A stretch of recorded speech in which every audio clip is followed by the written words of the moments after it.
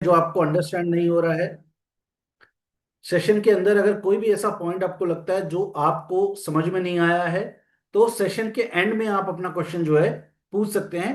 In between जो है हम सेशन के अंदर क्वेश्चंस नहीं लेंगे। आप अपने क्वेश्चन को चाहें तो अपने पास नोट कर सकते हैं, और later on at the end of the session हम उसको आपके लिए आंसर भी करेंगे। सो सबसे पहले हम बात कर लेते हैं। आज का हमारा जो टॉपिक है वो है पैंक्रियाज और डायबिटीज के ऊपर। कैसे पैंक्रियाज एक ऑर्गन है जो हमारे बॉडी के अंदर एक इंपॉर्टेंट रोल प्ले करता है। पैंक्रियाज, किडनी और लीवर, ये तीन ऑर्गन हमारी बॉडी को टोटली ऑपरेट करते हैं। न्यूट्रिशन से लेकर, बॉडी की डिटॉक्सिफिकेशन से लेके, बॉडी के इंपॉर्टेंट पैरामीटर्स को कंट्रोल करने तक का काम यही ऑर्गन्स करते हैं। तो इसको डिटेल में आज हम अंडरस्टैंड करेंगे, समझेंगे कि ये कैसे वर्क करता है, समझेंगे कि डेजॉय के प्रोडक्ट इस पे वर्क करते कैसे करते हैं, समझेंगे डायबिटीज कितने तरह की होती है, ये भी समझेंगे कि टाइप 2 डायबिटीज है या प्री डायबिटिक स्टेज है, उस पे कैसे हम वर्क कर सकते हैं, कैसे उसको हम एक विद हेल्प ऑफ सप्लीमेंट जो है उस मोड में लेकर आ सकते हैं जहां पर हम अपनी बॉडी को डायबिटीज रिवर्सल तक भी लेकर जा सकते हैं। यानी कोई डायबिटिक पेशेंट अगर है, तो अगर वो इन चीजों को ध्यान दे तो over a period of time वो डायबिटीज रिवर्सल तक भी जा सकता है। अगर आप गूगल पे सर्च करेंगे, चैट जीपीटी, ऑनलाइन कहीं पे भी सर्च करेंगे, तो आप पाएंगे कि आयुर्वेदा की मदद से बहुत जगह पर यह बात बताई गई है, इंटरनेट पे भी, जहां पे डायबिटीज रिवर्सल संभव है। तो कैसे वो संभव होता है, कैसे वो चीजें काम करती हैं, उन सब चीजों को आज के सेशन में हम समझने जा रहे हैं। सबसे पहले इंपॉर्टेंट चीज क्या है कि जैसे हम सेल रेजुनेशन थेरेपी की बात करते हैं, जिसमें हम बात करते हैं कि हमारी पूरी बॉडी जो है सेल्स यानी कोशिकाओं से बनी हुई है। वही सेल्स जो हैं जाकर टिश्यू का निर्माण करते हैं, जिसे उत्तक कहा जाता है। हिंदी में उत्तक कहते हैं टिश्यू को। वही सेल्स, वही टिश्यूज, वही मॉलिक्यूल जाकर फिर हमारे ऑर्गन्स का निर्माण करते हैं, और हर ऑर्गन का अपना एक सिस्टम होता है। ठीक है। वैसे ही हमारी बॉडी में एक इंपॉर्टेंट ऑर्गन है जिसका नाम है पेंक्रियाज। पेंक्रियाज एक बहुत छोटा सा ऑर्गन होता है जिसका इंपॉर्टेंट रोल क्या है, इंसुलिन प्रोडक्शन करना, इंसुलिन बनाना। और इंसुलिन से वो क्या करता है, क्या चीजें होती हैं, वो सारा आज के सेशन में हम बात करने वाले हैं। फिर डायबिटीज कैसे होती है, डायबिटीज को कैसे रिवर्स कर सकते हैं, डायबिटीज को कैसे कंट्रोल कर सकते हैं। इंसुलिन वाली स्टेज पे अगर आप हैं, आपको इंसुलिन लेनी पड़ रही है, तो क्या इंसुलिन वाली स्टेज से दोबारा टैबलेट वाली स्टेज पे आया जा सकता है? तो आंसर है यस। और डायबिटीज एक बीमारी नहीं है, बल्कि डायबिटीज कैंसर से भी भयंकर बीमारी है। ये भी आज के सेशन में हम समझने वाले हैं। मतलब किसी को कैंसर हो तो भी वो एक पर्टिकुलर ऑर्गन को अफेक्ट कर रहा है, लेकिन अगर किसी को डायबिटीज जैसी बीमारी हो जाती है, तो डायबिटीज वाली बीमारी आपके पूरे के पूरे सिस्टम को अफेक्ट करती है, पूरी बॉडी को अफेक्ट करती है। इन सब चीजों को अगर हम समझें, प्रिवेंटिव हेल्थ के बारे में जानें, तो हम बहुत बेहतरीन अपने लिए एक सिस्टम डेवलप कर सकते हैं, अपनी बॉडी को हेल्दी कर सकते हैं, अपने फैमिली की हेल्थ को बेटर कर सकते हैं, साथ साथ में न्यूट्रिशन कंसल्टेंट के तौर पे जो है बहुत सारे लोगों के जीवन में परिवर्तन लेकर आ सकते हैं। तो एक बार चैट बॉक्स में मैं आप सबका रिस्पॉन्स जानना चाहूंगा, कितने लोग इंटरेस्टेड हैं, आज के सेशन को लेकर एक्साइटेड हैं, और कहां से आप इस सेशन को सुन रहे हैं। एक बार चाहूंगा कि वो जरूर लिखें कौन से शहर से आप इस सेशन को अटेंड कर रहे हैं, क्योंकि इससे हमें यह भी पता लगता है कि कौन से स्टेट के लीडर्स सेशन को प्रमोट कर रहे हैं, कौन से स्टेट के जो लीडर्स हैं वो ट्रेनिंग के अंदर रेगुलर पार्टिसिपेट करते हैं। तो ये भी कंपनी को एक आइडिया जो है आपके रिस्पॉन्स से मिल पाता है। और आने वाले समय के अंदर फिर उन स्टेट्स और उन स्टेट्स की लैंग्वेजेस को ध्यान में रखकर सेशन को जो है हम आने वाले टाइम में आर्टिफिशियल इंटेलिजेंस के साथ बदलने जा रहे हैं। यानी आज जो सेशन आप मेरे साथ हिंदी में सुन रहे हैं, ये आने वाले टाइम में यही सेशन आपको तेलुगु, तमिल, कन्नड़, उड़िया और बंगाली तक सब लैंग्वेज में मिल सकता है। तो ये टेक्नोलॉजी है, और इस टेक्नोलॉजी के साथ इन चीजों को हम आगे लेके जाने वाले हैं। This is the future of डेजॉय and this is the future of direct selling. इसको समझेंगे, और कैसे पैंक्रियाज, डायबिटीज और हेल्थी लाइफ वर्क करता है, इसको आज हम समझने जा रहे हैं। सबसे पहले हम बात कर लेते हैं कि जैसे जब हम डिजीज की बात करते हैं, बीमारी को समझने की बात करते हैं, डिजीज एनालिसिस की बात करते हैं, और उसके ऊपर कॉम्बिनेशन, प्रोडक्ट कॉम्बिनेशन बनाने की बात करते हैं, तो सबसे पहली चीज किसी भी इंसान को जो समझनी होती है वो होता है कि कौन सी बीमारी में कौन सा ऑर्गन अफेक्ट होता है। और अगर आप ये समझ जाते हैं कि कौन सी डिजीज में कौन सा ऑर्गन अफेक्ट होता है, तो वहां से आप इस चीज को अंडरस्टैंड कर सकते हैं कि उस ऑर्गन को हम कैसे ठीक कर सकते हैं, उस ऑर्गन को हम कैसे बेटर बना सकते हैं। तो इसीलिए सब जब हम डायबिटीज की बात कर रहे हैं तो सबसे पहली चीज जो हमारे लिए समझने वाली है वो ये है कि डायबिटीज की जो बीमारी है वो होती है पैंक्रियाज ऑर्गन की वजह से। अब पैंक्रियाज क्या है, पैंक्रियाज क्या करता है, पैंक्रियाज कैसे खराब होता है, और डायबिटीज कैसे होती है, तो ये पूरा सेशन आज हमारा रहने वाला है। सबसे पहले बात कर लेते हैं पैंक्रियाज ऑर्गन की। एज ए ऑर्गन पैंक्रियाज करता क्या है? कुछ इंपॉर्टेंट चीजें। पहला, पैंक्रियाज आपका जो काम करता है, जो इंपॉर्टेंट वर्क करता है वो है कि आपकी बॉडी में ब्लड ग्लूकोज को बैलेंस यानी मेंटेन करने का काम जो है वो करता है आपका पैंक्रियाज। अब इससे क्या क्या हो सकता है वो आगे हम समझेंगे। सेकंड, पैंक्रियाज ही वो ऑर्गन है जिसका काम है इंसुलिन बनाना। अगर आपका पैंक्रियाज इंसुलिन नहीं बनाता है तो आपको एक्सटर्नली इंसुलिन के इंजेक्शन भी लेने पड़ सकते हैं, और इंसुलिन या आपका ब्लड ग्लूकोज लेवल हाई हो जाए तो भी वो डायबिटीज का रूप ले लेता है, और अगर आपका ब्लड ग्लूकोज लेवल लो हो जाए तो भी आपको बेहोशी आ सकती है, चक्कर आ सकते हैं, आप बेहोश हो सकते हैं। तो यानी ये इतना इंपॉर्टेंट है कि इसके बिना सरवाइव करना भी डिफिकल्ट हम कह सकते हैं। नेक्स्ट हम बात करें, उसी पेंक्रियास का काम क्या होता है, डाइजेस्टिव एंजाइम्स प्रोड्यूस करना, जो असेंशियल एंजाइम प्रोडक्शन करते हैं और आपके पूरे के पूरे मेटाबॉलिज्म को सपोर्ट करने का काम करते हैं। उसी के साथ साथ में आपकी बॉडी में जो पेंक्रियाज है वो आपके मेटाबॉलिक हेल्थ यानी तीन ऑर्गन होते हैं जो सबसे इंपॉर्टेंट मानते हैं। मतलब आप आयुर्वेद भी पढ़ेंगे तो आयुर्वेद के अंदर बोला जाता है कि अगर किसी की gut health, stomach health, gut health अच्छी है तो आधी बीमारियां तो वैसे ही नहीं होंगी। तो वो गट हेल्थ कहां से आती है? पहला लीवर, दूसरा पेंक्रियाज, और तीसरा किडनी। लीवर, पेंक्रियाज और किडनी, ये तीन ऑर्गन अगर किसी इंसान के हेल्दी हैं तो तकरीबन कह सकता हूं 80 to 90% बीमारी शायद हुई ना।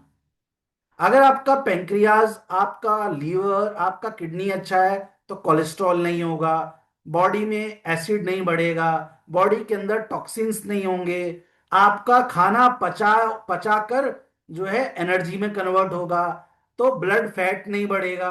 कई तरह के फायदे आपको हो सकते हैं अगर सिर्फ तीन इंपॉर्टेंट ऑर्गन आपके अच्छे रहें, लीवर, किडनी और पेंक्रियाज। तो ये मेटाबॉलिक हेल्थ में बहुत सपोर्ट करता है। उसके साथ साथ में पैंक्रियाज का एक इंपॉर्टेंट रोल होता है एनर्जी प्रोड्यूस करना। आपके शरीर को एनर्जी देने का काम भी पैंक्रियाज से जुड़ा होता है। चाहे आप खाना कितना ही अच्छा खा रहे हैं, लेकिन अगर आपकी पैंक्रियाज की हेल्थ अच्छी नहीं है तो आपका खाया हुआ खाना एनर्जी में कन्वर्ट नहीं होगा। इसको भी समझेंगे कैसे।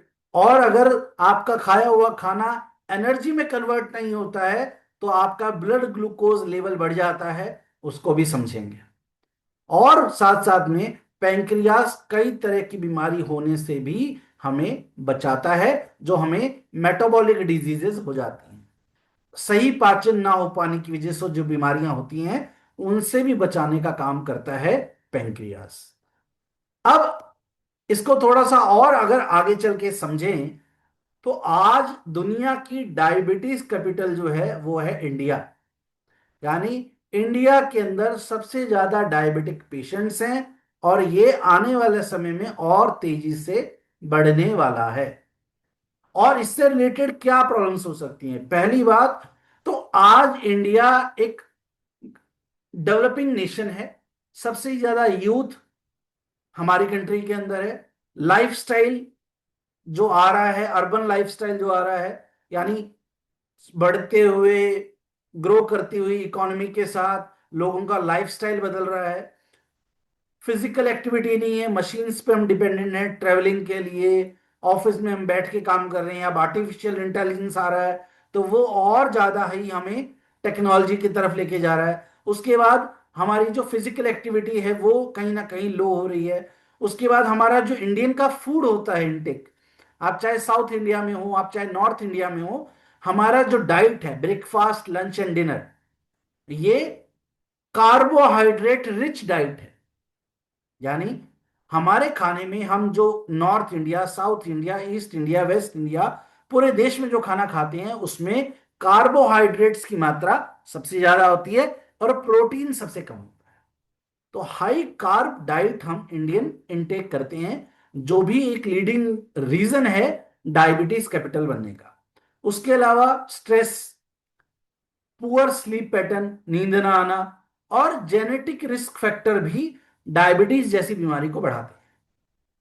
और अब ये बीमारी यूथ में भी आ रही है, यानी आज आप देखेंगे 17-18 ईयर्स में भी बच्चों को डायबिटीज हो रही है, कॉलेज गोइंग स्टूडेंट्स को डायबिटीज हो रही है, 10 साल के बच्चे को डायबिटीज हो रही है।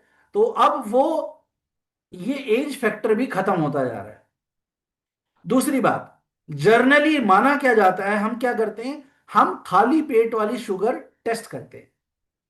बहुत सारे लोग जो हैं, जब कई बार डिस्कशन होता है, बात होती है, तो बहुत सारे लोग ये कहते हैं कि सर मैंने तो अपनी फास्टिंग शुगर चेक करी थी और मेरी फास्टिंग शुगर क्या है, मेरी फास्टिंग शुगर ओके है। यानी जब खाली पेट शुगर चेक करी तो वो नॉर्मल है। बट हमारे इंडिया के अंदर फास्टिंग शुगर से डायबिटीज को एनालाइज नहीं कर सकते हम। क्यों? हमारे देश के अंदर हाई कार्ब रिच डाइट लेने की वजह से हमें आफ्टर मील, पोस्ट मील जो शुगर लेवल है वो चेक करना जरूरी बनता जा रहा है। क्योंकि अगर आप पोस्ट मील यानी खाना खाने के बाद अपना अगर ग्लूकोज लेवल मॉनिटर करते हैं, तो आपका ग्लूकोज लेवल पीक करता है, यानी बहुत तेजी से स्पाइक करता है, बढ़ता है। ये इशारा करता है इंसुलिन रेजिस्टेंस की तरफ से। यानी इंसुलिन रेजिस्टेंस क्या होता है वो भी आगे हम समझेंगे, लेकिन पहले इस चीज को समझ लेना है। यानी जर्नली आप में से भी बहुत सारे लोग होंगे जो क्या करते हैं, सुबह खाली पेट अपना डायबिटीज चेक करते हैं और देखते हैं अच्छा डायबिटीज तो मेरा नॉर्मल आ रहा है, तो उनको लगता है कि नहीं मुझे अभी कोई डायबिटीज जैसा सिम्टम नहीं है। लेकिन दोस्तों, क्योंकि हम हाई कार्ब रिच डाइट खाते हैं, इसीलिए हमें फास्टिंग शुगर से ज्यादा पोस्ट मील वाला शुगर चेक करने की रिक्वायरमेंट है। हमें आफ्टर फूड इनटेक वाला डायबिटीज चेक करने की जरूरत है। क्योंकि हाई कार्ब रिच डाइट लेने की वजह से खाना खाने के बाद हम इंडियंस का शुगर लेवल स्पाइक करता है, बढ़ता है। तो ये एक ऐसी चीज है जो नजर नहीं आती है, जैसे आप पिक्चर में देख पा रहे होंगे। तो हम जनरली क्या करते हैं, अपना फास्टिंग शुगर चेक करते हैं, वो नॉर्मल आता है, हमें लगता है कि सब ओके है। लेकिन पोस्ट मील जो शुगर है वो हाई आता है इंडियंस का, और ये बताता है कि इंसुलिन रेजिस्टेंस की तरफ हम बढ़ रहे हैं। और डायबिटीज से भी ज्यादा इंडिया के अंदर इंसुलिन रेजिस्टेंस की प्रॉब्लम ज्यादा आ रही है। अब ये इंसुलिन रेजिस्टेंस क्या है ये भी चीज समझेंगे, लेकिन मुझे चैट बॉक्स में रिप्लाई आता रहना चाहिए कि समझ में आ रहा है नहीं आ रहा है। कोई ऐसी चीज हो जो आपके ऊपर से चले गई या आपको समझ में नहीं आई, तो वो मैं आपको आसान भाषा में समझाने की कोशिश करूंगा। तो इसको, ये जो खाना खाने के बाद वाली डायबिटीज बढ़ती है, इसको हम हिडन डायबिटीज कहते हैं। क्या कहते हैं? Hidden diabetes. क्योंकि हमने खाना खाने से पहले वाली चेक करी वो नॉर्मल थी, लेकिन हिडन डायबिटीज है जो अब बढ़ रही है। और ये बहुत डेंजरस है, क्योंकि हमें तो लगता ही नहीं है कि खाना खाने के बाद तो शुगर वैसे भी हमें लगता है नॉर्मली बढ़ेगा ही। सर खाना खाया, खाना खाने के बाद तो बढ़ेगा ही। लेकिन खाना खाने के बाद शुगर बढ़ेगा, पर कितना बढ़ेगा ये बताता है कि ये early stage of insulin resistance है। यानी ये आने वाले समय के अंदर बीमारी का रूप ले सकता है। ठीक है, अब आगे बात करते हैं, इसको और थोड़ा सा समझते हैं। अब ये जो हम डायबिटीज की बात कर रहे हैं, इसके अंदर अगर हम देखें कि ये क्यों इतना ग्रोइंग कंसर्न है, जैसा भी हमने बात करा, पहला तो हम डायबिटीज कैपिटल बनते जा रहे हैं। उसके बाद अर्बन लाइफस्टाइल है, ठीक है, यूथ हमारे यहाँ सबसे ज्यादा है, जेंजी हमारे यहाँ सबसे ज्यादा है, और फास्ट फूड इंटेक बहुत ज्यादा है। फिर फिजिकल एक्टिविटी नहीं है, मेट्रो है, बसेज हैं, ट्रेवलिंग है, अ, जितने स्टेप्स नॉर्मली हमें चलने चाहिए वो नहीं चल रहे हम। और उसके बाद हमारा डाइट कैसी है, कार्बोहाइड्रेट वाली है, कि हम साउथ में हैं तो हम चावल खा रहे हैं, इडली डोसा खा रहे हैं, नॉर्थ में हैं तो रोटी पराठा ये सब खा रहे हैं, तो सब कार्बोहाइड्रेट है। फिर स्ट्रेस बढ़ रहा है, कंपटीशन बढ़ रहा है, ठीक है, और बिजनेस जॉब का स्ट्रेस है, बच्चों को स्टडीज का स्ट्रेस है। उसके अलावा स्लीप पैटर्न, मोबाइल की वजह से रात में टाइम पे नहीं सोना, नींद नहीं आना। उसके बाद जेनेटिकली भी ये होता है, यानी आपके आपके अगर फादर या मदर को डायबिटीज रहा है तो आपको डायबिटीज होने के चांसेस कई गुना बढ़ जाते हैं। अगर आपके फादर या मदर को डायबिटीज है तो आपको डायबिटीज होने के चांसेस कई ज्यादा बढ़ जाते हैं। फिर हिडन डायबिटीज का मैंने आपको बताया, जो पोस्ट मील डायबिटीज है, हम नापते नहीं है, खाली पेट वाली शुगर नापते हैं और हमें लगता है कि ठीक है, लेकिन हमारा जो खाना है वो कार्बोहाइड्रेट रिच है, और कार्बोहाइड्रेट रिच खाना खाने के बाद शुगर लेवल बहुत तेजी से स्पाइक करता है, जो हमें चेक करना चाहिए। नेक्स्ट अगर हम बात करें तो पैंक्रियाज को पहले समझते हैं, क्योंकि अगर हमें बीमारी को समझना है तो मैं हमेशा बिलीव करता हूं कि आपको सेल, टिश्यू और ऑर्गन को समझना पड़ेगा। तो पैंक्रियाज को अगर हम समझने जाते हैं, तो पैंक्रियाज को अगर आप समझने जाएंगे तो पैंक्रियाज एक मशीन है। मैं आपको ऐसे ही समझाऊंगा, ये मशीन है, ठीक है, आप इसको मशीन की तरह से समझना, आसान भाषा में। हम हार्ड वर्ड यूज नहीं करेंगे। तो पैंक्रियाज एक मशीन है, जिसका काम क्या है वो हम समझते हैं। तो पैंक्रियाज के दो सिस्टम होते हैं, पहला होता है एंडोक्राइन सिस्टम और दूसरा होता है एक्सोक्राइन सिस्टम। एंडोक्राइन सिस्टम जो है उसका आम सिंपल भाषा में मतलब क्या है, कि आपकी बॉडी में इंसुलिन बनाना, पहला काम। पैंक्रियास क्या करता है, इंसुलिन बनाता है। इंसुलिन हमारे खून में जाता है, और खून में जाकर हमारी बॉडी में जो ग्लूकोज है, ब्लड में ग्लूकोज है, खाना खाया तो खाना खाने के बाद क्या बनेगा, खाने से ग्लूकोज बनेगा, और जो हमारे खून में है। अब वो ग्लूकोज हमारी बॉडी में घूम रहा है।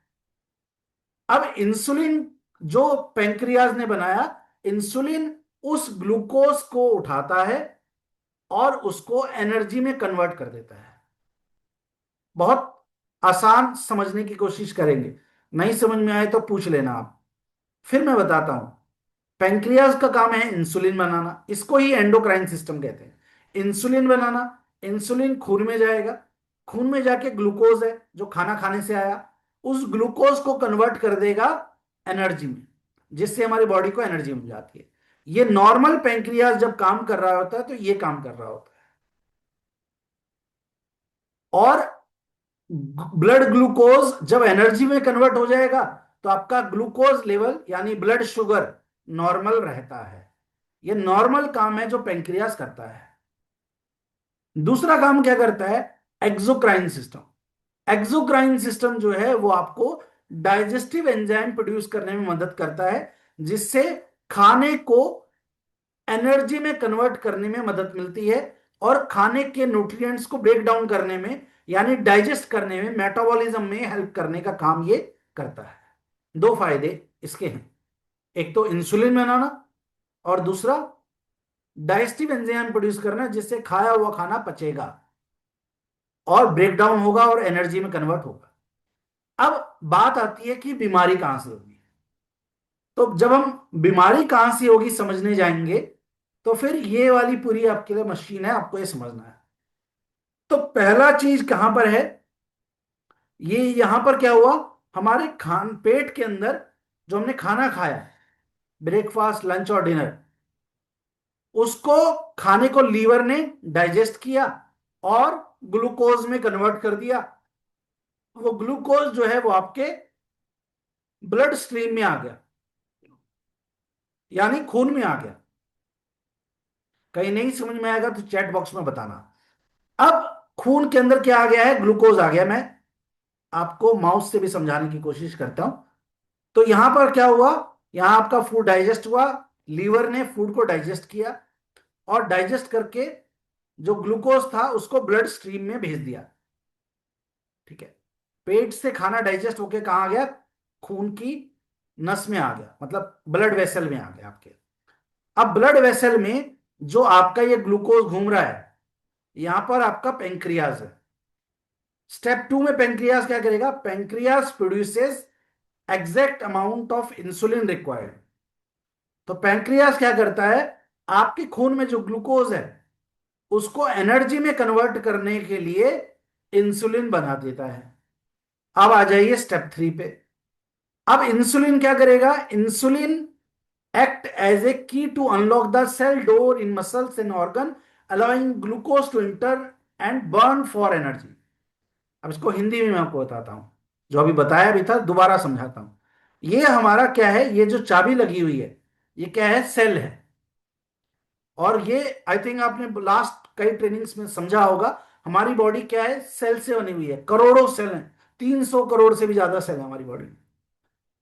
तो खून के अंदर जो ग्लूकोज आया, और खून पूरी बॉडी में घूमता है, तो खून के साथ ग्लूकोज भी पूरी बॉडी में घूम रहा है। अब इंसुलिन क्या करता है, ग्लूकोज को लेकर सेल के पास लेके जाता है, और सेल का एक तरह से आप समझ लीजिए कि ताला खोल देता है कि ग्लूकोज सेल के अंदर चला जाए। यानी ग्लूकोज जो है वो सेल उसको एब्जॉर्ब कर लेगा, और एब्जॉर्ब करके किस चीज में कन्वर्ट कर देगा, एनर्जी में। तो ये पूरी जो प्रोसेस है वो हमारा पेंक्रियाज की है। अब ये समझ में आया, या मैं एक बार दोबारा समझाऊं, क्योंकि जब तक ये समझ में नहीं आएगा तब तक डायबिटीज रिवर्स कैसे हो सकती है वो समझ में नहीं आएगा। ये क्लियर हो पाया है आप सबको स्टेप्स। सबसे पहले क्या हुआ कि हमने जो खाना खाया उससे लीवर ने खाने को पचाया, डाइजेस्ट करके क्या बनाया, ग्लूकोज बनाया, और वो ग्लूकोज जो है वो चला गया खून के अंदर, खून के साथ बॉडी में घूम रहा है। उसके बाद पैंक्रियाज ने क्या किया, इंसुलिन बनाया, और उस इंसुलिन ने आपका जो ग्लूकोज है उसको सेल के पास ले जाकर एनर्जी में कन्वर्ट कर दिया। अब ये नॉर्मल प्रोसेस है। अब डायबिटीज क्यों होती है उसको भी समझ लेते हैं। आपके लीवर ने खाना पचाया, ग्लूकोज बनाया, यहां तक का काम नॉर्मल है। अब आपके पेंक्रियाज ने इंसुलिन बनाना कम कर दिया। अगर पेंक्रियाज ने इंसुलिन बनाया कम, तो खून में जो ग्लूकोज था वो पूरा का पूरा एनर्जी में कन्वर्ट नहीं होगा, क्योंकि उस ग्लूकोज को एनर्जी में कन्वर्ट करने के लिए जितना इंसुलिन चाहिए था उतना आपके पेंक्रियाज ने नहीं बनाया। तो क्या होगा, अगर उतना इंसुलिन पेंक्रियाज नहीं बनाएगा तो थोड़ा बहुत एनर्जी में कन्वर्ट हो जाएगा। बाकी अगर इंसुलिन नहीं बना है तो मेरे खून के अंदर क्या बढ़ जाएगा, मेरे ब्लड में ग्लूकोज बढ़ जाएगा। और जब हम उसको फिर मेजर करते हैं, नापते हैं, तो क्या निकलता है, ब्लड शुगर लेवल स्पाइक है। यानी खून में ग्लूकोज की मात्रा, शुगर की मात्रा बढ़ी हुई है, क्योंकि पेंक्रियाज ने उतना इंसुलिन नहीं बनाया जितना आपको जरूरत थी ग्लूकोज को एनर्जी में कन्वर्ट करने की। और इंसुलिन कम बना, इसलिए खून के अंदर ग्लूकोज की मात्रा बनी रह गई, इसलिए ग्लूकोज नॉर्मल लेवल पे नहीं आ पाया। तो इसको हम क्या कहते हैं, डायबिटीज हो गई है, ब्लड ग्लूकोज लेवल बढ़ गया है। अब डायबिटीज में भी अलग अलग तरह की डायबिटीज आती हैं, वो भी आगे हम समझेंगे। लेकिन आई होप ये वाला जो पूरा प्रोसेस है वो आपको समझ में आया होगा। आगे बात कर लेते हैं। आगे अगर हम बात करें तो डायबिटीज होने वाली है या फिर हो चुकी है, या प्री डायबिटिक स्टेज है, ये कैसे पता लगेगा। तो डायबिटीज के लक्षण, सिम्टम्स कुछ इस तरह के होते हैं, जैसे बार बार यूरिनेशन का प्रेशर आना, बार बार प्यास लगना, बहुत ज्यादा प्यास लगना, एकदम से वेट कम हो जाना, यह भी डायबिटीज की तरफ इशारा करता है। बहुत ज्यादा भूख लगना, कंट्रोल ही नहीं कर पाना भूख को, यह भी डायबिटीज की तरफ इशारा करता है। बहुत ज्यादा थकान होना डायबिटीज की तरफ इशारा करता है। आंखों से धुंधला नजर आने लगना, यह भी डायबिटीज की तरफ इशारा करता है। और आपको चोट कोई लग जाए और घाव ना भरे, चोट ठीक ना हो जल्दी से, तो वो भी डायबिटीज की तरफ इशारा करता है। और हाथ पैर में झंझनाहट होना या हाथ पैर का सुन्न हो जाना, नम्बनेस या टिंगलिंग होना, झंझनाहट होना, ये भी डायबिटीज की तरफ इशारा करता है। तो इन ऐसे सिम्टम्स आपको नजर आए तो ये सिम्टम्स बताते हैं कि डायबिटीज जैसी प्रॉब्लम हो चुकी है या फिर होने वाली है। अब डायबिटीज के अंदर, अभी हमने सिस्टम पूरा समझा, अब डायबिटीज के अंदर अगर हम बात करें तो डायबिटीज के अंदर भी कई तरह की डायबिटीज होती है। पहली होती है टाइप 1 डायबिटीज। टाइप 1 डायबिटीज के अंदर जहां पर आपकी बॉडी बचपन से ही, बाई बर्थ होता है टाइप 1 डायबिटीज। टाइप 1 डायबिटीज बचपन से ही होती है। तो टाइप 1 डायबिटीज अगर किसी को है तो बचपन से ही उनका पेंक्रियाज इंसुलिन बनाता नहीं है, और उनको बचपन से ही क्या लेनी पड़ती है, इंसुलिन के इंजेक्शन लेने पड़ते हैं। वो कहलाता है टाइप 1 डायबिटीज। तो टाइप 1 डायबिटीज कौन सी है, जो बचपन से होती है, क्रॉनिक होती है, और उसमें इंसुलिन बनता ही नहीं है पेंक्रियाज के माध्यम से। तो ये टाइप 1 डायबिटीज हो सकती है। इसे कभी ठीक नहीं किया जा सकता, ना किसी दवाई से, ना किसी सर्जरी से। टाइप 1 डायबिटीज कभी भी ठीक नहीं हो सकती है। नेक्स्ट आता है टाइप 2 डायबिटीज। टाइप 2 डायबिटीज होता है जिसमें इंसुलिन रेजिस्टेंस होता है, या over a period of time poor lifestyle की वजह से, गलत खान पान की वजह से, फिजिकल एक्टिविटी ना होने की वजह से, प्रॉपर नींद ना लेने की वजह से, कई और कारणों की वजह से आपकी बॉडी में पेंक्रियाज कमजोर हो गया। अगर आपकी बॉडी का पेंक्रियाज कमजोर हो गया तो पेंक्रियाज के कमजोर होने के बाद क्या होगा, पेंक्रियाज के कमजोर होने के बाद इंसुलिन बनाना कम होगा, या फिर इंसुलिन बनना बंद हो जाएगा। इंसुलिन बनाना कम होगा तो आपको क्या होगा, आपको हो जाएगी कौन सी बीमारी, डायबिटीज। और अगर आपकी बॉडी इंसुलिन बनाना बिल्कुल बंद कर देगी तो आप उस स्टेज पे चले जाते हैं जहां पे आपको इंसुलिन के इंजेक्शन लेने पड़ते हैं पेट में। तो अगर आपकी बॉडी, यानी आपका पेंक्रियास, थोड़ा बहुत इंसुलिन बना रहा है तो आप टैबलेट से काम चला सकते हैं। लेकिन अगर आपकी बॉडी में इंसुलिन बहुत कम बनने लग जाए या बिल्कुल ना के बराबर बनने लग जाए तो उस स्टेज पर आकर आपको इंसुलिन के इंजेक्शन लेने पड़ते हैं, और उसको इंसुलिन रेजिस्टेंस वाली स्टेज में भी देखा जाता है। थर्ड स्टेज जो आती है वो कहलाता है pre diabetic. Pre diabetic stage जिसमें बॉडी आपको इशारा करने लगती है कि मुझे डायबिटीज होने वाली है।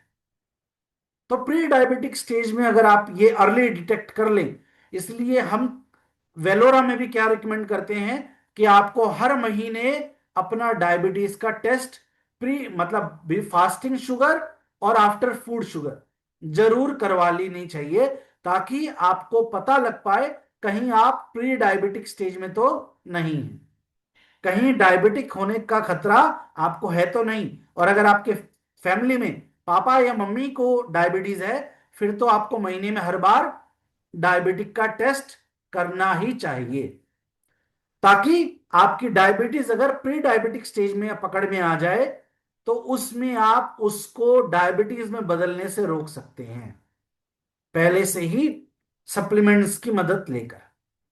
और फोर्थ टाइप ऑफ डायबिटीज जो होती है उसे गेस्टेशनल डायबिटीज कहा जाता है। गेस्टेशनल डायबिटीज वो होती है जो जनरली प्रेगनेंसी के दौरान लेडीज को हो जाती है। तो ये प्रेगनेंसी के दौरान होने वाली डायबिटीज होती है। और अगर किसी लेडीज को डायबिटीज हो जाए तो जनरली बेबी का जो, मान लीजिए सर्जरी करके या बेबी को बॉर्न कराना है, डॉक्टर्स उस चीज को अवॉइड करते हैं अगर डायबिटीज हाई हो तो अगर डायबिटीज किसी पेशेंट की या प्रेग्नेंट लेडी की हाई है तो उस केस में जो है बेबी को बर्थ नहीं करवाया जाता है, और इवन सिजरेन सर्जरी भी अवॉइड की जाती है। तो ये 4 स्टेजेस रहती हैं जिसमें हम डायबिटीज को एक्सपीरियंस कर सकते हैं। अब अलार्म मैंने आपको ऑलरेडी बताया, अगर आपको फैटीक लग रहा है, थकान बहुत होती है, बहुत ज्यादा भूख लगती है, धुंधला दिखता है, हाथ सुन्न हो जाते हैं, या फिर झंझनाहट होती है, तो डायबिटीज की तरफ इशारा है। उसके अलावा अगर वेट लॉस हो रहा है तो वो भी डायबिटीज की तरफ इशारा करता है। बहुत ज्यादा प्यास लग रही है और बार बार यूरिनेशन के लिए जाना पड़ रहा है, घाव नहीं भर रहे हैं, तो ये सारे सिम्टम्स डायबिटीज और प्री डायबिटिक स्टेज की तरफ इशारा करते हैं। अब एज पर WHO गाइडलाइंस 2024 के अंदर जो गाइडलाइंस आई, उस गाइडलाइंस के अंदर आपके डायबिटिक यानी ब्लड ग्लूकोज लेवल को अलग अलग स्टेजेस पे डाला गया है। यह लेटेस्ट वर्ल्ड हेल्थ ऑर्गेनाइजेशन का पैरामीटर है। अगर हमें डायबिटीज चेक करनी है तो हम इन पैरामीटर्स पे डायबिटीज यानी ब्लड ग्लूकोज को चेक कर सकते हैं। आप HbA1c टेस्ट करा सकते हैं। HbA1c टेस्ट जनरली आपका एवरेज ग्लूकोज लेवल क्या रहता है वो बताता है, क्योंकि कई बार ऐसा होता है कि जैसे फास्टिंग शुगर आपने चेक किया, जैसा भी मैं बता रहा था शुरुआत में, फास्टिंग शुगर चेक किया, आपका नॉर्मल आया, आपने बोला कि मैंने तो ग्लूकोज चेक किया है, मेरा तो नॉर्मल है, लेकिन फिर भी आपको सिम्टम्स आ रहे हैं, तो HbA1c टेस्ट करना रिकमेंड किया जाता है, क्योंकि HbA1c टेस्ट से एवरेज ग्लूकोज आपका कितना रहता है वो पता लगता है। तो अगर आपका HbA1c की रिपोर्ट 5.7 से कम आती है तो आपका ब्लड ग्लूकोज और डायबिटीज नॉर्मल है, यानी आपको डायबिटीज की बीमारी नहीं है। और अगर आपका ब्लड ग्लूकोज लेवल यानी HbA1c का टेस्ट 5.7 से 6.4 के बीच में आता है तो आप प्री डायबिटिक स्टेज में हैं और आप बीमारी को होने से रोक सकते हैं सप्लीमेंट की मदद से। क्योंकि अगर एक बार डायबिटीज हो गई तो फिर तो जीवन भर गोली खानी पड़ेगी। और अगर हर महीने डायबिटीज को टेस्ट कर लें, डायग्नोसिस कर लें, एनालाइज कर लें, तो आप डायबिटीज वाली स्टेज पे जाने से बच सकते हैं, जो 6.5 होने के बाद आपको डायबिटीज कही जाती है। ये वर्ल्ड हेल्थ ऑर्गेनाइजेशन की रिपोर्ट के अनुसार है। कई बार बहुत सारे डॉक्टर आपको 5.7 से लेकर 6.4 वाली स्टेज पे ही डरा देते हैं और बोल देते हैं आपको डायबिटीज हो चुकी है, अब आपको जीवन भर गोली खानी पड़ेगी, ये हो गया है वो हो गया है, आप घबरा जाते हैं। लेकिन वर्ल्ड हेल्थ ऑर्गेनाइजेशन क्या कहती है, 5.7 से लेके 6.4 तक का अगर HbA1c है तो उसको नॉर्मल किया जा सकता है, डायबिटीज ठीक हो सकती है। और 6.5 से ऊपर है तो वो डायबिटीज कहलाएगा। वैसे ही फास्टिंग ब्लड शुगर, खाना खाए बिना खाली पेट शुगर अगर जांच करते हैं तो 100 से अगर कम रहती है तो वो नॉर्मल है, 100 से 125 के बीच में है तो प्री डायबिटिक स्टेज में है, और अगर आपकी खाली पेट शुगर 126 से ज्यादा आती है तो आपको डायबिटीज है। वैसे ही अगर आप रैंडम ग्लूकोज टेस्ट करते हैं, रैंडम ग्लूकोज टेस्ट, या फिर आप नॉर्मली आफ्टर फूड खाना खाने के बाद ग्लूकोज लेवल टेस्ट करते हैं और आपका ग्लूकोज लेवल 140 से कम है, तो उस केस में आप नॉर्मल शुगर लेवल पे हैं। खाना खाने के बाद अगर शुगर 140 से 199 के बीच में अगर होती है तो उस केस में आप कौन सी स्टेज पे होंगे, उस स्टेज में आप होंगे प्री डायबिटिक स्टेज पर। और अगर आपकी आफ्टर फूड वाली जो शुगर है वो 200 से ज्यादा है, तो उस केस में आप डायबिटिक वाली स्टेज में कहेंगे कहलाएंगे। तो इस तरह से आप जो है इन चीजों को अंडरस्टैंड कर सकते हैं। यहां तक की चीजें आपको समझ में आ रहा है।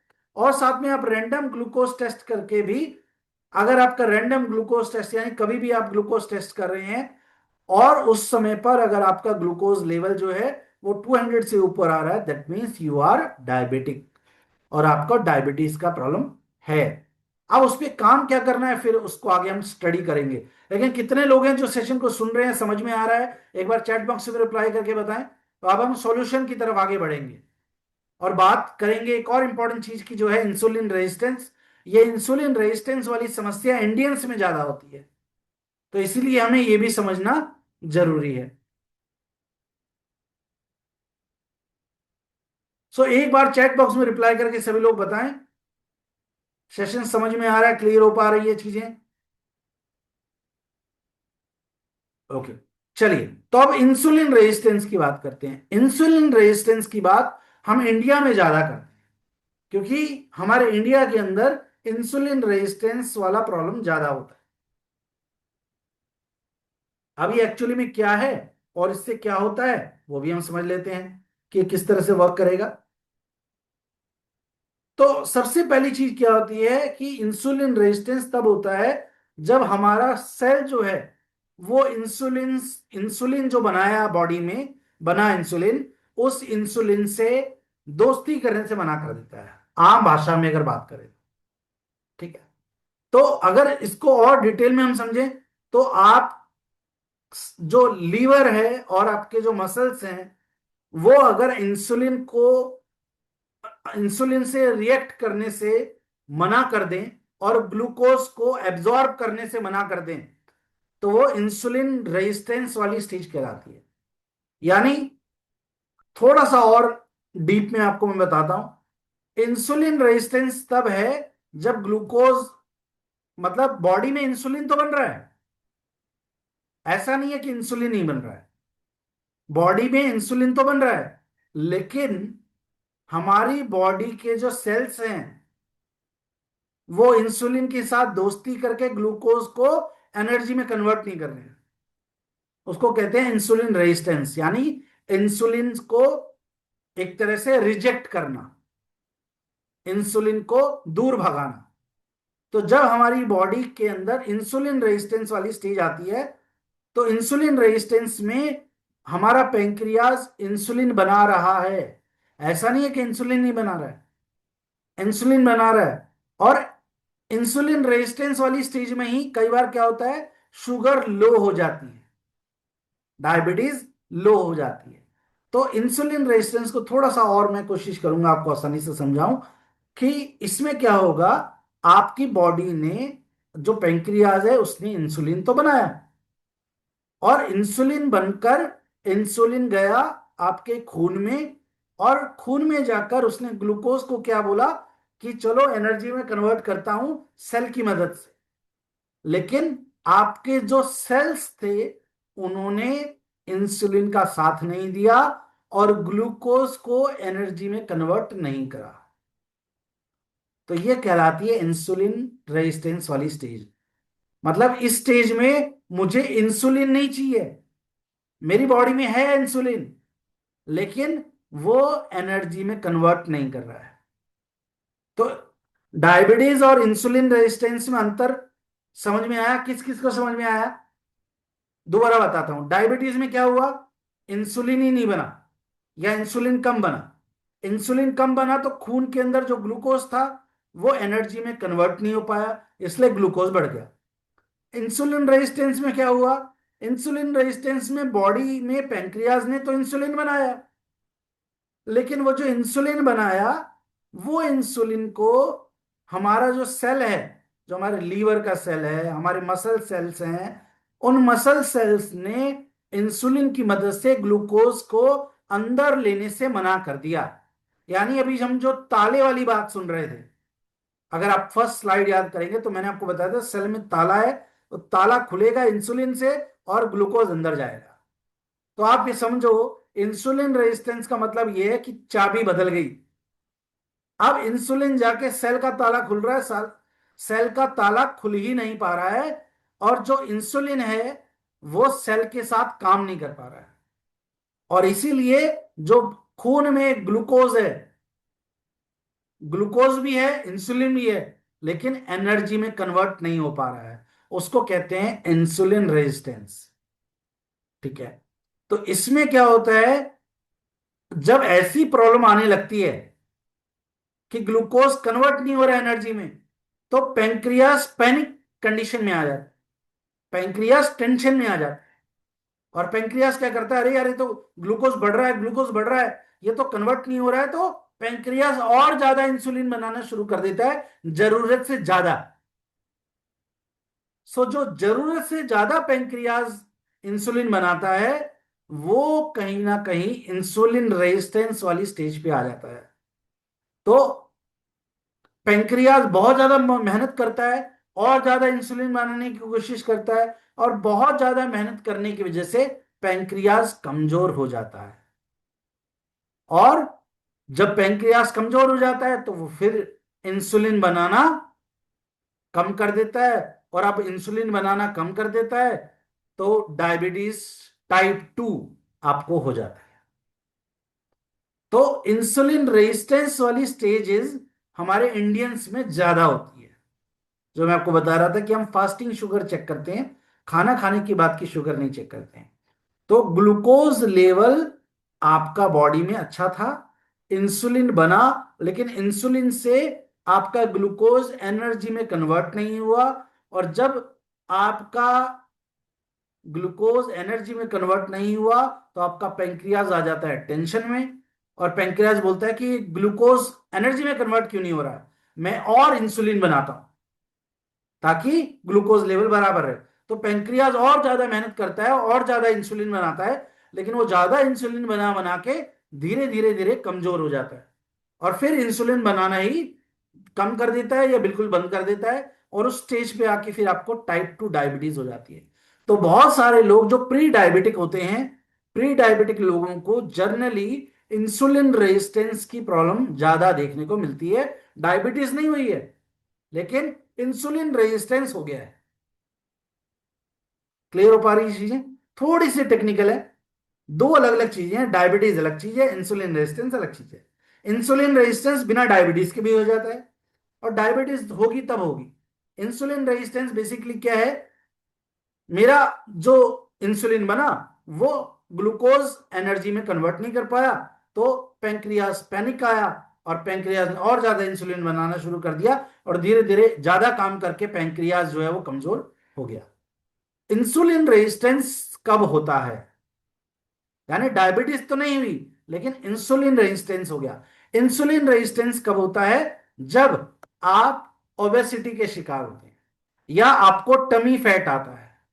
अगर आपको बेली फैट है और अगर आपको मोटापा है, तो आपको इंसुलिन रेजिस्टेंस होने के चांस बढ़ जाते हैं, भले ही आपको डायबिटीज ना हो, लेकिन इंसुलिन रेजिस्टेंस पहले हो सकता है, और इंसुलिन रेजिस्टेंस के बाद डायबिटीज हो सकती है। तो अगर आपका बेली फैट है, तो आपको ध्यान रखना चाहिए कि आपको इंसुलिन रेजिस्टेंस हो सकता है, जो आपको आगे डायबिटीज की बीमारी दे सकता है। दूसरी बात, अगर आप मीठा ज्यादा खाते हैं, तो भी इंसुलिन रेजिस्टेंस होने के चांसेस बढ़ जाते हैं, जो आगे चलकर डायबिटीज में बदल सकता है। अगर आप एक्सरसाइज नहीं करते हैं, फिजिकल एक्टिविटी नहीं करते हैं, 5 से 7 हजार कदम दिन में नहीं चलते हैं, तो भी इंसुलिन रेजिस्टेंस बढ़ने के चांसेस होते हैं, जो आगे डायबिटीज में कन्वर्ट हो सकता है। स्ट्रेस रहती है, चिड़चिड़ापन रहता है, नींद नहीं आती है, वो भी इंसुलिन रेजिस्टेंस बढ़ा सकता है, और वो भी डायबिटीज में कन्वर्ट हो सकता है। और स्पेशली लेडीज के केस में हार्मोनल इंबैलेंस भी आपको इंसुलिन रेजिस्टेंस बढ़ाने और डायबिटीज की बीमारी तक ले जाने का काम करेगा। आप ये समझिए कि आपका वेट बढ़ने के कारण से, या किसी भी एक्स वाई जेड रीजन के कारण से, ये जो कारण अभी यहां लिखे हुए रूट कॉजेज, मोटापा, शुगर ज्यादा खाना, मीठा ज्यादा खाना, एक्सरसाइज ना करना, स्ट्रेस हो जाना, नींद ना आना, हार्मोनल इम्बैलेंस, इन सब की वजह से क्या होगा कि मेरा ग्लूकोज लेवल बढ़ेगा। उस ग्लूकोज लेवल को कंट्रोल करने के लिए पेंक्रियाज ज्यादा इंसुलिन बनाएगा, और धीरे धीरे धीरे धीरे पेंक्रियाज कमजोर होता जाएगा। और जब पेंक्रियाज कमजोर होगा, 1 साल में हो सकता है, 2 साल में हो सकता है, 5 साल में हो सकता है, 10 साल में भी हो सकता है, लेकिन जब पेंक्रियाज कमजोर होगा तो इंसुलिन बनाना कम कर देगा, और इंसुलिन बनाना कम करने के बाद आपको डायबिटीज हो जाएगी, क्योंकि इंसुलिन बनाना कम होगा तो ग्लूकोज जो है वो कन्वर्ट नहीं होगा एनर्जी के अंदर। तो इसको हम कहते हैं इंसुलिन रेजिस्टेंस। आई होप ये आपको समझ में आया होगा। तो किस किस को रिस्क ज्यादा रहता है डायबिटीज का? पहला, जैसा मैंने बताया, ओवरवेट अगर आप हैं, ओबेसिटी है, बेली फैट है, तो आपको डायबिटीज होने का रिस्क ज्यादा है। सीडेंटरी लाइफस्टाइल है, यानी सारे दिन बैठ के काम करते हैं, चेयर पे बैठ के काम करना पड़ता है, फिजिकल एक्टिविटी नहीं है, तो भी डायबिटीज होने का खतरा ज्यादा है। फैमिली में हिस्ट्री है डायबिटीज की, यानी पापा या मम्मी को या दादाजी को, दादी को, किसी को भी अगर डायबिटीज रही है तो भी आपको डायबिटीज होने का खतरा ज्यादा रहता है, क्योंकि ये आपके जेनेटिक्स का पार्ट हो जाता है, डीएनए का पार्ट हो जाता है। और पीसीओएस पीसीओडी सिंड्रोम अगर किसी महिला को है तो उस केस में भी डायबिटीज में कन्वर्ट हो सकता है वो, उनको भी डायबिटीज होने का खतरा ज्यादा होता है। तो वेट ज्यादा होने पे पीसीओएस पीसीओडी सिंड्रोम हो सकता है। पीसीओएस पीसीओडी सिंड्रोम वाली लेडीज को डायबिटीज होने का खतरा भी, और इंसुलिन रेजिस्टेंस होने का खतरा भी बढ़ जाता है। अगर फास्ट फूड ज्यादा खाते हैं, जंक फूड फूड खाते हैं, तो वो भी आपको डायबिटीज तक लेके जा सकता है, क्योंकि ये जो जंक फूड होता है ये हमारी बॉडी में आसानी से डाइजेस्ट नहीं होता है, आसानी से पचता नहीं है। तो आसानी से जब डाइजेस्ट नहीं होता है तो ग्लूकोज लेवल बढ़ जाता है, और ग्लूकोज लेवल को कंट्रोल करने के लिए फिर पैंक्रियाज को और ज्यादा इंसुलिन बनाना पड़ता है, और over a period of time insulin कमजोर हो जाता है। तो आप चाहे बहुत ज्यादा नॉनवेज खा रहे हैं या बहुत ज्यादा फास्ट फूड खा रहे हैं, तो उसको डाइजेस्ट करने के लिए आपके लीवर को ज्यादा मेहनत करनी पड़ती है, पैंक्रियाज को ज्यादा मेहनत करनी पड़ती है, शुगर लेवल को कंट्रोल में रखने के लिए, जो आपने फास्ट फूड खाया है, कोल्ड ड्रिंक पी है, और over a period of time वो आपको नुकसान फिर पहुंचाता है। High blood pressure, cholesterol high level वालों को भी डायबिटीज होने का खतरा ज्यादा होता है, और साउथ एशिया के अंदर भी लोगों को डायबिटीज होने का खतरा ज्यादा होता है, क्योंकि हमारी जो मील है, हमारा जो खाना है, वो कार्बोहाइड्रेट रिच डाइट होती है। अब हम क्यों कह रहे थे कि ये जो डायबिटीज है ये एक बीमारी नहीं होकर बल्कि बीमारियों का घर है? हम ऐसा क्यों कह रहे थे? तो अगर हम इसको समझें तो कहीं ना कहीं हम इस चीज को ऐसे समझ सकते हैं कि over a period of time आपको अगर डायबिटीज हो गई है तो डायबिटीज आपको कई तरह की बीमारियां देगा, जिसके अंदर डायबिटीज आपको इम्यूनिटी वीक कर सकता है, आपकी बॉडी की इम्यूनिटी को वीक कर सकता है। उसी के साथ साथ में डायबिटीज आपको हार्ट डिजीज की तरफ लेके जा सकता है, कोलेस्ट्रॉल बढ़ा सकता है, जिससे आपको हार्ट ब्लॉकेज और हार्ट अटैक, हार्ट फेलियर, और यहां तक कि बाईपास सर्जरी जैसी सिचुएशन तक भी पहुंचना पड़ सकता है। तो डायबिटिक पेशेंट को हार्ट डिजीज होने का खतरा भी कई गुना बढ़ जाता है, और उनको हार्ट डिजीज होने का खतरा ज्यादा रहता है। उसके बाद अल्सर से लेकर, लीवर कॉम्प्लिकेशन से लेकर, कई तरह के अदर इन्फेक्शन होने का खतरा भी डायबिटिक पेशेंट को ज्यादा रहता है। स्वेलिंग, अल्सर, लीवर में सूजन, बोन्स में सूजन, इस तरह की कॉम्प्लिकेशंस ज्यादा आती हैं। उसके बाद किडनी प्रॉब्लम होने का खतरा भी डायबिटिक पेशेंट को ज्यादा होता है, यानी किडनी फेलियर तक, किडनी स्टोन से लेकर किडनी फेलियर तक होने का खतरा आपको बढ़ जाता है डायबिटिक पेशेंट्स को। और उसी के साथ साथ में ब्लरी विजन और काला मोतिया, सफेद मोतिया बिंद होने का भी खतरा डायबिटिक पेशेंट को बढ़ जाता है। उसके अलावा नर्व डिसऑर्डर, ब्रेन हेमरेज होने का खतरा भी डायबिटिक पेशेंट को बढ़ जाता है। इसलिए डायबिटीज को एक लाइफस्टाइल डिसऑर्डर कहा जाता है, क्योंकि डायबिटीज एक बीमारी ना होकर बीमारियों का घर है। और डायबिटिक वाले पेशेंट को घुटनों में दर्द, मतलब यहां तो इतना लिखा भी नहीं है जितना है। डायबिटिक अगर किसी कोई पेशेंट है तो उसको जॉइंट पेन, स्किन इश्यूज, घाव नहीं भरना, किडनी की प्रॉब्लम, लीवर की प्रॉब्लम, हार्ट की प्रॉब्लम, लंग्स की प्रॉब्लम, आईज की प्रॉब्लम, वेन्स की प्रॉब्लम और ब्रेन की प्रॉब्लम। ठीक है। सेक्सुअल इनफर्टिलिटी, ठीक है, वो भी हो जाती है। सेक्सुअल परफॉर्मेंस जीरो हो जाती है डायबिटिक पेशेंट की, because of diabetes. Prostate problem हो सकती है। तो डायबिटीज एक बीमारी ना होकर इतनी भयंकर बीमारी है कि इसके बारे में अवेयरनेस बहुत जरूरी है। अभी जितनी मैं बीमारी बोल रहा हूं सिर्फ डायबिटीज होने से ये बीमारी हो सकती है। और दूसरी इंपॉर्टेंट बात क्या है, अगर आप डायबिटीज आपको हो गई है और आप डायबिटीज की गोली खा रहे हैं और आप बोल रहे हो कि सर मैं डायबिटीज की गोली खा रहा हूं, मेरा डायबिटीज नॉर्मल आ रहा है, फिर भी आपके इन सब ऑर्गन पर साइड इफेक्ट आएगा। यानी अगर आपको डायबिटीज हुई है और आप डायबिटीज की गोली खा रहे हैं, उसके बाद भी लीवर खराब करता रहेगा डायबिटीज, किडनी खराब करता रहेगा, स्किन खराब करेगा, हार्ट खराब करेगा, बाईपास सर्जरी हार्ट फेलियर तक लेके जाएगा, आंखों की रोशनी फिर भी खराब करेगा। मतलब डायबिटीज से बचने का सबसे आसान तरीका है उसे होने से पहले रोकें, प्री डायबिटिक स्टेज में ही उसे रिवर्स कर दें। क्योंकि अगर हो गई तो फिर कंट्रोल करने वाले मीडियम पर आप आ चुके होंगे। कितने लोगों को ये वाली बातें समझ में आई हैं? एक बार चैट बॉक्स में रिप्लाई करके बताएं। यहां तक की ट्रेनिंग क्लियर है? अब हम सॉल्यूशन की बात कर लेंगे फिर। जल्दी जल्दी एक बार चैट बॉक्स में रिप्लाई करके बताएं जितने भी लोग सेशन को अटेंड कर रहे हैं। अब अगर आप ये पूरे सिस्टम को समझें तो जैसा कि मैंने बताया, डायबिटीज एक सिर्फ ग्लूकोज लेवल बढ़ने की प्रॉब्लम नहीं है, इसमें लीवर का फंक्शन भी आ जाता है। अगर खाना प्रॉपरली आप उल्टा सीधा कुछ भी खाए जा रहे हैं बिना सोचे समझे और आपका लीवर उससे डाइजेस्ट नहीं कर पा रहा है, ग्लूकोज लेवल बढ़ रहा है, और उसको कंट्रोल करने के लिए फिर पेंक्रियाज भी परेशान हो रहा है शुगर को कंट्रोल करने के लिए, तो कुछ समय के बाद पेंक्रियाज कमजोर हो जाएगा।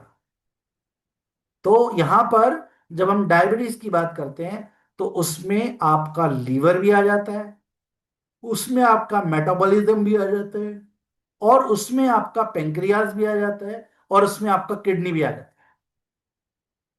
इसीलिए जब हम डायबिटीज पर काम करते हैं तो डायबिटीज एक ऐसी डिजीज है जो एक प्रोडक्ट खाकर ठीक नहीं होगी।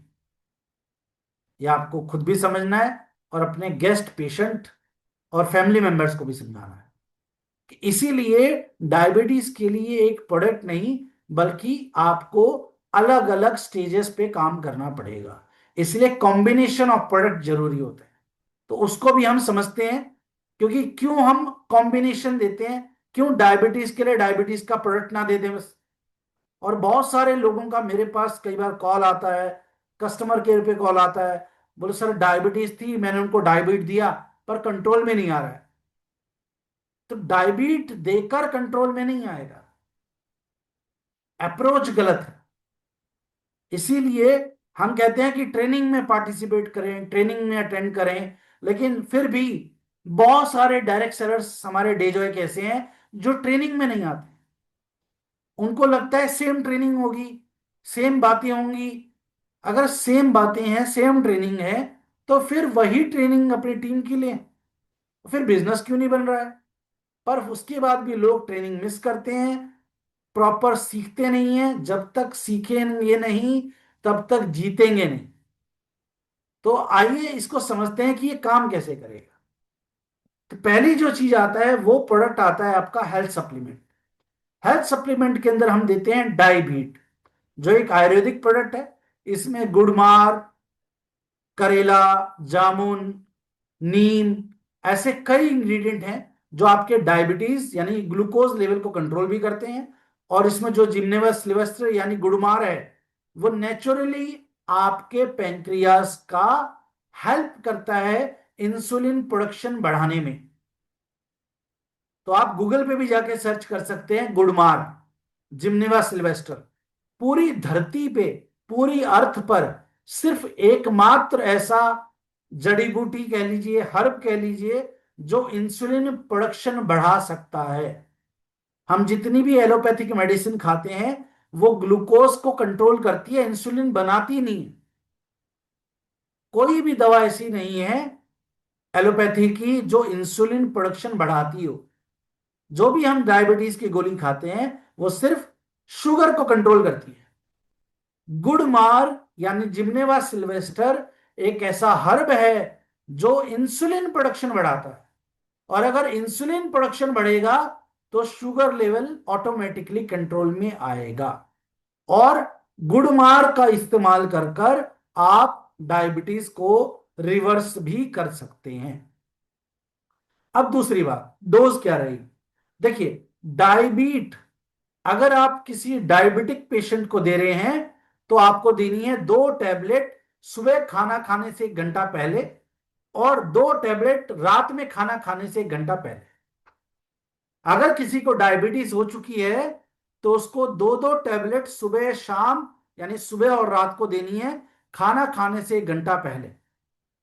और अगर उसकी कोई इंग्लिश मेडिसिन चल रही है तो वो भी 45 से लेके 60 डेज तक बंद नहीं करनी है, क्योंकि उस दवा का बॉडी को आदत लगा होता है। अब अगर कोई प्री डायबिटिक स्टेज पे है तो आपको 1 1 टैबलेट खानी है खाना खाने से 1 घंटा पहले, सुबह और रात को।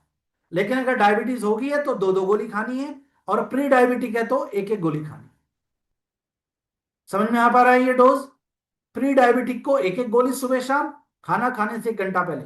और जिसको डायबिटीज हो गई है, 200 से ऊपर शुगर जा रही है, तो उसको 2 2 टैबलेट देनी है सुबह शाम।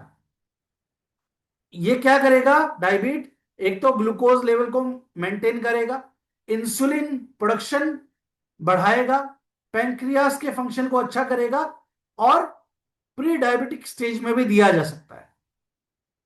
क्लियर है। चैट बॉक्स में रिप्लाई करते रहें अगर समझ में आ रहा है तो। सेकंड प्रोडक्ट पे बात करते हैं, वो है गोल्डन एलिक्सर।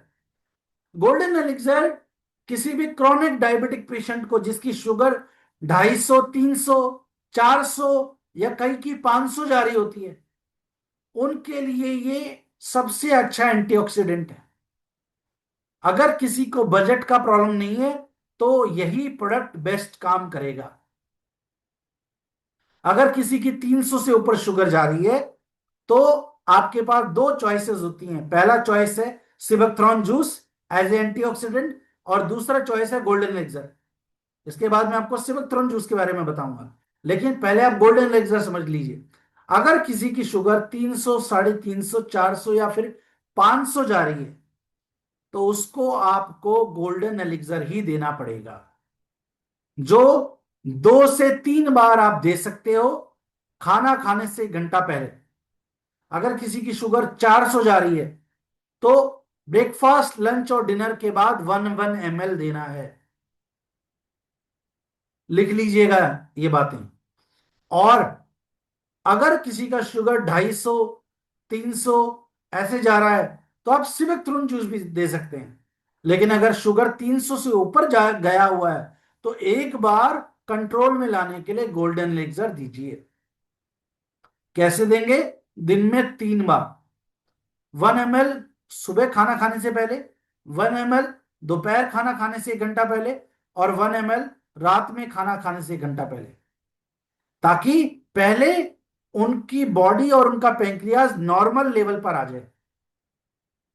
तो 1 महीना 2 महीना गोल्डन एलिक्सर दिया और शुगर को 300 से नीचे ले आए। शुगर 300 से नीचे आ गई तो उसके बाद आप सिबकथ्रोन जूस भी चला सकते। तो अगर किसी पेशेंट की शुगर 300 से नीचे है तो सिबकथ्रोन जूस दीजिए, 300 से ऊपर है तो गोल्डन एलिक्सर दीजिए। तो पहला प्रोडक्ट देना है डायबीट, और उसके बाद गोल्डन एलिक्सर और सिबकथ्रॉन में से कोई भी एक प्रोडक्ट आपको देना है। क्लियर हो पा रहा है ये चीजें, ये समझ में आ रहा है कैसे बनाया कॉम्बिनेशन गोल्डन एलिक्सर और सिबकथ्रॉन? 300 से ऊपर है तो गोल्डन एलिक्सर, 300 से नीचे है, 200 से ऊपर है, 200 और 300 के बीच में शुगर है तो सिबकथ्रॉन जूस डायबीट के साथ। और सिबकथ्रॉन जूस भी खाना खाने से 1 घंटा पहले ही लेना है। आगे चलते हैं। उसके बाद एक प्रोडक्ट आपको और ऐड करना है जो है super food capsule. Super food capsule के अंदर आपके मेटाबॉलिज्म को ठीक करने वाले इंग्रेडिएंट हैं, जो आपको बताया जैसे मैंने कि आपका लीवर फंक्शन से लेके आपका मेटाबॉलिक फंक्शन को ठीक करना है। तो सुपर फूड कैप्सूल क्या करेगा, ये आपको देना है खाना खाने के बाद 2 गोली, सॉरी कैप्सूल, और खाना ब्रेकफास्ट करने के बाद 2 कैप्सूल, और डिनर करने के बाद 2 कैप्सूल। ये क्या करेगा, एक तो आपकी बॉडी को एल्कलाइन बनाए क्योंकि इसमें एल्कलाइन ब्लेंड है। दूसरा, ये आपकी बॉडी को कोएंजाइम Q10 देगा जो आपके ब्लड सर्कुलेशन को अच्छा करता है। और तीसरा, ये आपके मेटाबॉलिज्म को अच्छा करेगा, डाइजेशन को अच्छा करेगा, और आपकी बॉडी में एनर्जी, जो डायबिटिक पेशेंट की एनर्जी लो हो जाती है या डायबिटीज की वजह से बिल्कुल बेड से उठ नहीं पा रहे हैं, खड़े होके वॉशरूम जाने तक का शरीर में एनर्जी नहीं है, और ओवरऑल वेलनेस जो है उसको बनाने का काम करता है सुपर फूड कैप्सूल। तो ये प्रोडक्ट तो आपको देने ही देने हैं। कौन से 3 प्रोडक्ट? कौन से 3 प्रोडक्ट? डायबीट, अगर ग्लूकोज 300 से ऊपर है तो गोल्डन एलिक्सर, और 300 से नीचे है तो सिबकथ्रॉन, और तीसरा प्रोडक्ट सुपर फूड कैप्सूल। ये 3 प्रोडक्ट आपको डायबिटिक पेशेंट को देना ही देना है अगर आप उनको बेस्ट रिजल्ट देना चाहते हैं तो। हाँ, अब अल्टरनेटिव अगर आप देखना चाहें तो अल्टरनेटिवली आप सिबकथ्रॉन अगर नहीं दे रहे हैं तो एलोवेरा जूस भी दे सकते हैं। लेकिन सिबकथ्रॉन एलोवेरा जूस से अच्छा काम करेगा क्योंकि इसमें सिबकथ्रॉन में आपको अमीनो एसिड्स भी मिल जाते हैं। ठीक है, लेकिन सिर्फ मेटाबॉलिज्म के लिए अगर हम देखें तो हम एलोवेरा जूस भी दे सकते हैं। और एलोवेरा जूस के साथ में एक और अल्टरनेटिव आपके पास आता है जो आता है नोनीमा। तो आप एलोवेरा जूस दे सकते हैं या फिर नोनी में से कोई भी एक दे सकते हैं। ये सुबह खाली पेट लेना है। एलोवेरा जूस या नोनी में से कोई भी एक प्रोडक्ट, दोनों में से आपको अर्ली मॉर्निंग देना है बॉडी को डिटॉक्स करने के लिए। तो अगर आप चाहें तो आप इसको भी यूज कर सकते हैं। तो बेसिकली 3 to 4 सप्लीमेंट का आपका कॉम्बिनेशन बनता है। ये आपके नोनी जो है डायबिटिक पेशेंट के लिए बहुत अच्छा काम करता है। ये इम्यूनिटी भी बढ़ाएगा, शुगर लेवल कंट्रोल करने में भी मदद करता है, ये आपके लीवर को भी डिटॉक्स करता है, और साथ साथ में आपके पैंक्रियास की हेल्थ और मेटाबॉलिक हेल्थ को भी इंप्रूव करता है। तो आप इसको भी कंज्यूम कर सकते हैं। अब इनके अलग अलग रोल हैं वो भी हम समझेंगे। और लीवर फंक्शन को आप इंप्रूव करना चाहें तो आप, अगर आपने सुपर फूड कैप्सूल नहीं दिया है तो आप लिविस सिरप भी दे सकते हैं। ठीक है, तो सुपर फूड कैप्सूल अगर दे दिया है तो फिर लिविस देने की जरूरत नहीं है। लेकिन अगर सुपर फूड कैप्सूल नहीं दिया है तो फिर आप लिविस दे सकते हैं।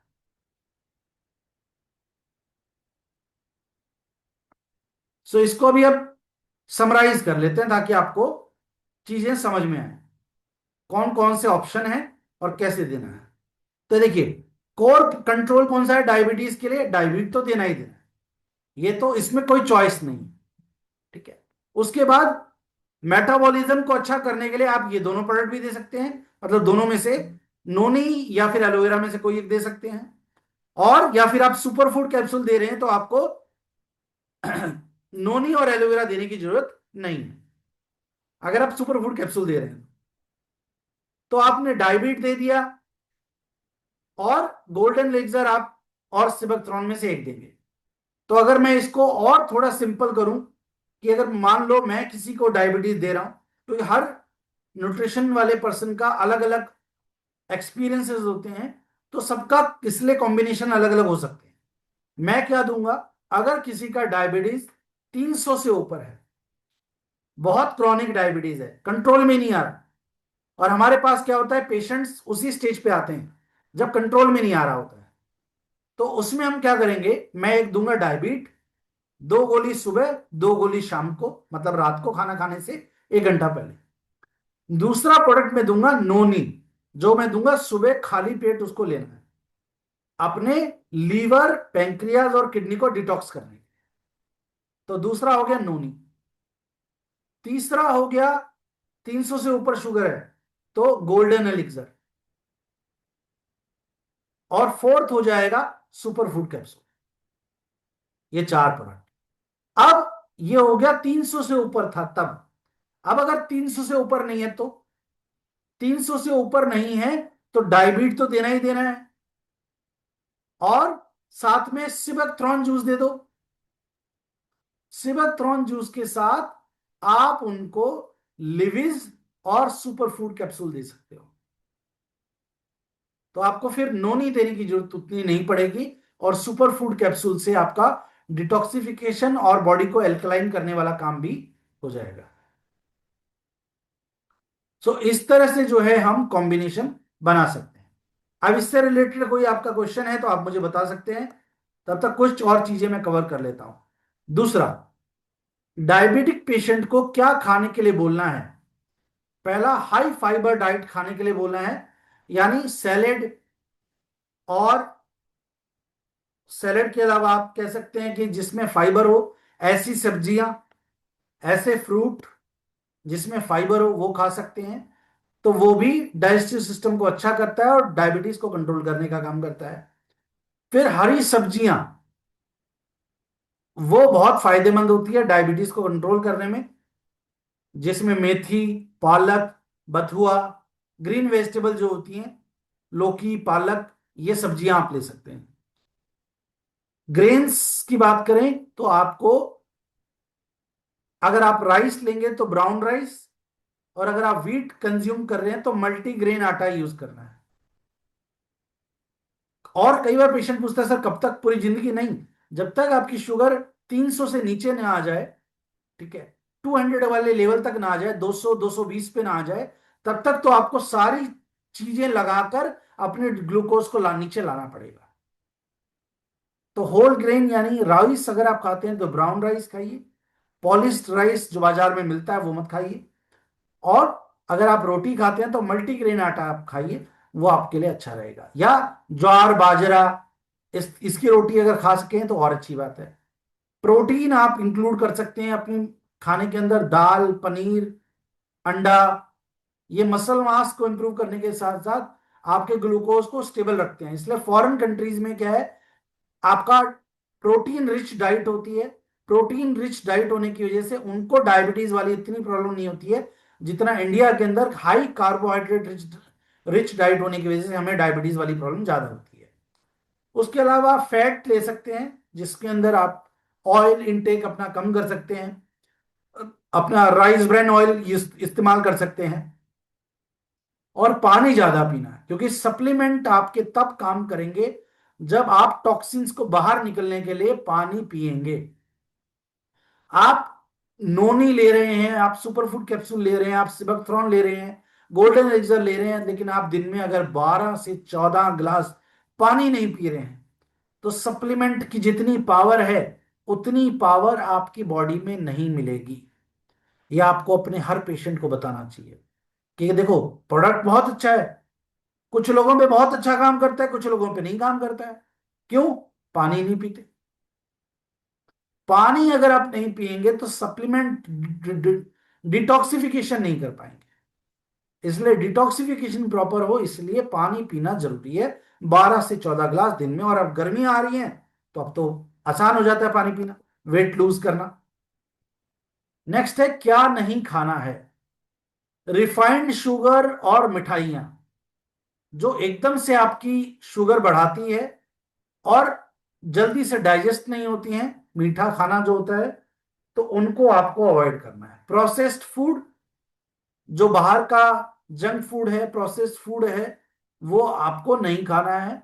ब्रेड और मैदा, वाइट फ्लोर, मोमोज हो चाहे छोले भटूरे हो चाहे मैदे का कुछ भी बन रहा हो, डायबिटिक पेशेंट को मैदा यानी मैदा और ब्रेड दोनों चीजें नहीं खानी चाहिए। अगर ब्रेड खाने का मन ही कर रहा है तो ब्राउन ब्रेड खाएंगे, वाइट ब्रेड नहीं खाएंगे, और मैदा तो बिल्कुल ही नहीं खाना है।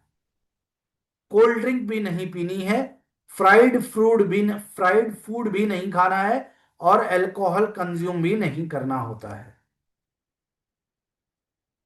और उसके अलावा हम क्या कर सकते हैं, हम जो डायबिटिक पेशेंट हमारे सर्कल में होते हैं, हमारे पेशेंट्स होते हैं, कस्टमर्स होते हैं, उनको 30 मिनट्स वॉकिंग करने का, अगर एक्सरसाइज कर सकते हैं तो बहुत अच्छी बात है। 30 मिनट्स जो है वॉक जरूर करें कम से कम। योगा और मेडिटेशन करें ताकि मेटाबॉलिज्म अच्छा रहे, स्ट्रेस फैक्टर अच्छा रहे, और शुगर ना बढ़े, और पेनक्रियास फंक्शन ठीक रहे। वेट को कम करने की कोशिश करें, 7 से 8 घंटे की नींद लें, स्ट्रेस को कंट्रोल करें, और शुगर को रेगुलर बेसिस पे मॉनिटर करें। इससे आप अपना डायबिटीज को मैनेज कर सकते हैं। दूसरी इंपॉर्टेंट बात क्या है, आपको आपके सर्कल में जितने भी डायबिटिक पेशेंट्स आपने जिनको प्रोडक्ट दिया है, वो आपके फैमिली मेंबर हो सकते हैं, आपके पेशेंट हो सकते हैं, आपके कस्टमर हो सकते हैं, आपके टीम के लीडर हो सकते हैं, उन सब को हमारा डेजॉय का मॉर्निंग का जो योगा सेशन होता है उनको अटेंड करने के लिए जरूर बोलें। आज अगर आप ऑनलाइन योगा क्लासेस भी लेना चाहें तो 1 महीने के 500 रुपए ऑनलाइन जूम क्लासेस के लेते हैं। डेजॉय ये फैसिलिटी आपको फ्री ऑफ कॉस्ट प्रोवाइड कर रहा है, यानी आप खुद तो सेशन में जुड़े ही जुड़े, लेकिन आपके गेस्ट, आपके पेशेंट्स, मैं आपको दावे से बोलता हूं इंडिया में कोई ऐसी कंपनी नहीं है जो सप्लीमेंट भी दे और योगा भी करवाए। तो अगर आप अपने पेशेंट्स को, रिलेटिव्स को, फैमिली मेंबर्स को सप्लीमेंट देने के साथ साथ बोले कि सुबह 6 बजे योगा सेशन में जुड़ो, और आप देखो योगा के साथ आयुर्वेदा, योगा के साथ अगर आयुर्वेदा को यूज कर लिया, न्यूट्रिशन को यूज कर लिया, तो डायबिटीज हो चाहे कैंसर हो, उसमें बेहतरीन रिजल्ट आप ले पाएंगे और अपने पेशेंट को दे पाएंगे। तो ये free of cost facility Dejoy आपको देता है। इसका कितना फायदा आप उठाते हैं ये आप पे डिपेंड करता है। नहीं उठाएंगे तो ये कंपनी सर्विस बंद कर देगी, कोई बेनिफिट नहीं हो पाएगा। ये एक ऐसी सर्विस है जो हमें जब चीज मिलती है ना तो हमें फ्री वाली चीज का कई बार ना वैल्यू नहीं होती है। जैसे लाइब्रेरी में बुक्स फ्री होती हैं लेकिन हम लाइब्रेरी में कभी जाते ही नहीं, वैसे ही अब ये योगा का सेशन कंपनी से फ्री मिल रहा है, हम इसको अटेंड नहीं कर रहे हैं। लेकिन भगवान ना करे हमें बीमारी हो जाए और डॉक्टर कह देगा आपको योगा करना ही पड़ेगा, नहीं करोगे तो गड़बड़ हो जाएगी, तो फिर आप अपने शहर में योगा वाला टीचर ढूंढ रहे होगे, कोई जिम ढूंढ रहे होगे, कोई इंस्टीट्यूट ढूंढ रहे होगे। तो prevention is better than cure. तो इसीलिए आपके जो भी डायबिटिक पेशेंट, क्रॉनिक पेशेंट्स होते हैं, उन पेशेंट्स को मॉर्निंग सेशन में जोड़िए। वो डेजॉय परिवार का हिस्सा बन जाएंगे अपने आप, अगर सुबह के योगा सेशन में पार्टिसिपेट करने लग जाएंगे। तो अपने पेंक्रियास को हेल्दी रखना है, डायबिटीज को कंट्रोल में रखना है, तो लाइफ जो है हमारी वो हेल्दी रहेगी। और यही सबसे इंपॉर्टेंट पॉइंट है प्रिवेंटिव हेल्थ का। Prevention is better than cure. बीमारी होने से पहले ही बीमारी को कंट्रोल करना है। तो आई होप आज का सेशन आपके लिए अच्छा रहा होगा। आज के सेशन में मेरी तरफ से इतना ही। अगर आपका कोई क्वेश्चन है जो आप पूछना चाहें तो आप चैट बॉक्स में पूछ सकते हैं।